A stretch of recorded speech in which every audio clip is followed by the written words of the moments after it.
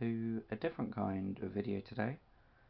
Today I'm going to be talking about my list and about a tournament that I am going to soon.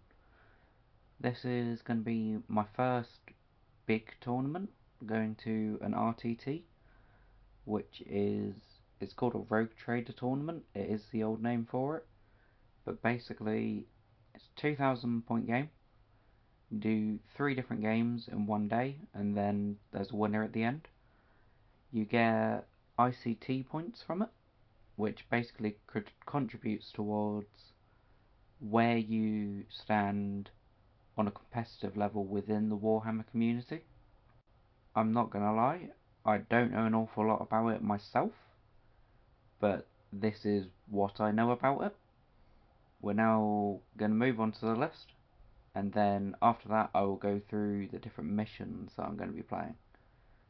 So my list is Angron, Khan the Betrayer, Lord on Juggernaut with the Helm of Blazing Ire enhancement, which halves the damage that he takes, a group of 10 Jackals, Skull Smasher, Icon of Khorne, Mauler Chainblade, group of 10 Berserkers, Plasma Pistol, 2 Eviscerators, and an Icon of Khorne, a Rhino, unit of 3 8-bound Lacerators, unit of 6 Exalted 8-bound with paired chain fists, a Khorne Lord of Skulls with Demon Gore Cannon and a Skull Hurler, and then 2 lots of 2 Chaos Spawn, purely there for secondaries.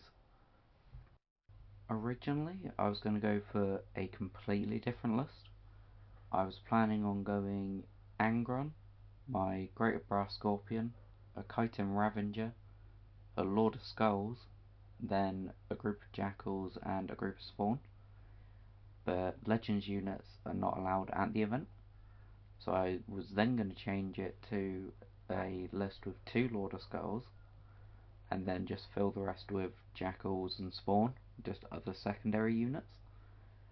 But I then talked myself out of that as well to get Khan on there and replace the Lord of Skulls with 8-bound and Exalted 8-bound.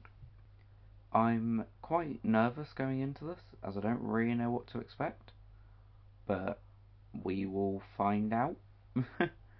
It's next week on Saturday, so the video will either come out Sunday or potentially a bit later on. This is the first mission and the terrain for it.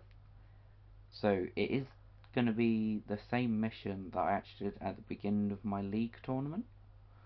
So terraform being you get 4 points for holding the objective, 2 points if for each objective that you've terraformed, and you can't terraform your home objective. Swift action just means battle line units can advance and still do actions. I can't remember if it's advance and fall back. I think it is just advance and do them. With this mission, I'm relatively confident going into it.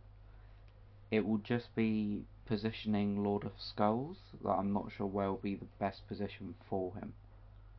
But thinking that I'll have Lord of Skulls on one side, Angron on the other, I'm not too worried about working out that positioning while I'm there.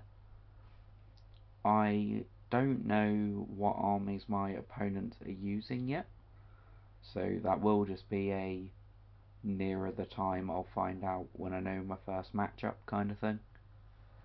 With the meta at the moment being Space Wolves, Jakari, Grey Knights and Sisters, I'm not sure what I think about Space Wolves because I haven't gone against them yet this edition, so I don't really know what to expect. Jakari I've had my arse handed to me before. Grey Knights have a lot of movement, but so do World Eaters, so I'm not too worried. And Sisters are just stupid at the moment, so we'll see what happens. Thousand Suns is next, which I'm not overly confident in that either. But we're going to move on to round 2. which is Purge the Foe and Smoke and Mirrors, which is the second league game I had. Purge the Foe is you score 4 victory points if you kill a unit that battle round, 4 extra if you kill more units than your opponent's killed friendly units. You then get 4 points for holding one objective, and 4 points if you're holding more than your opponent. With this terrain layout, again, I think I'm going to struggle with the Lord of Skulls, positioning wise, without him just being a massive target, unless I start him on my home objective.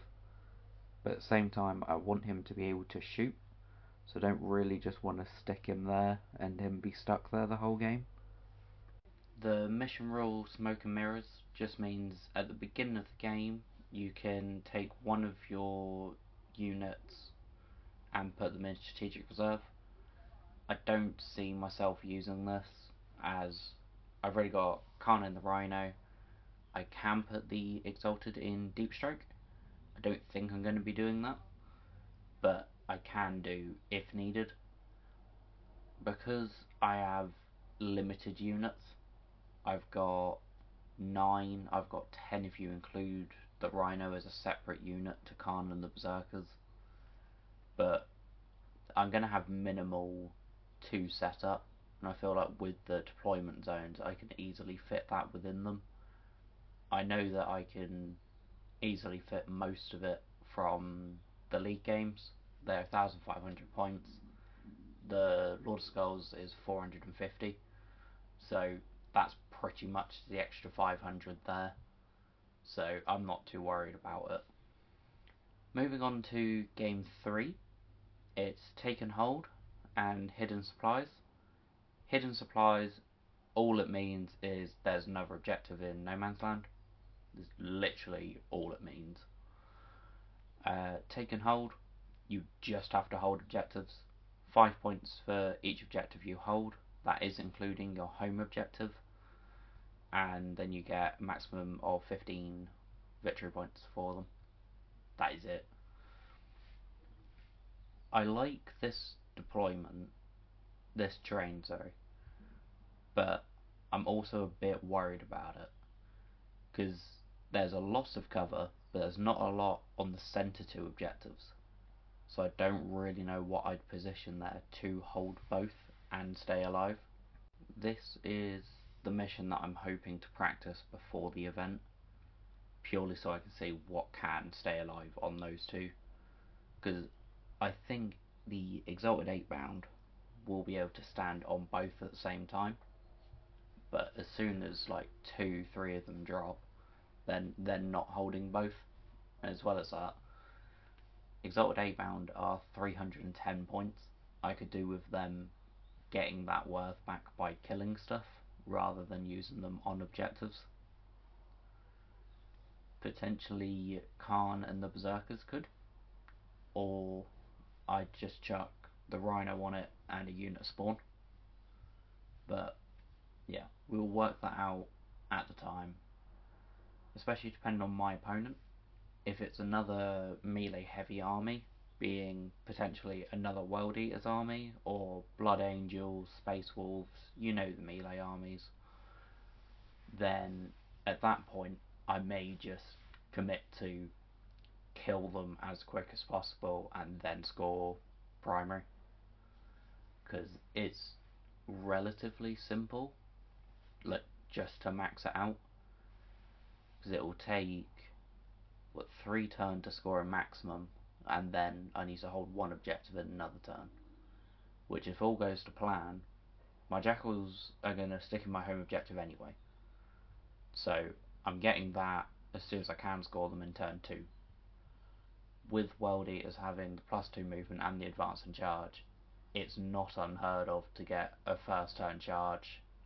It's even easier if you're aiming for a second turn charge, again depending on how your opponent deploys. But that's it for this video, just explaining what I'm doing and something for you to look forward to, and I'll see you next time.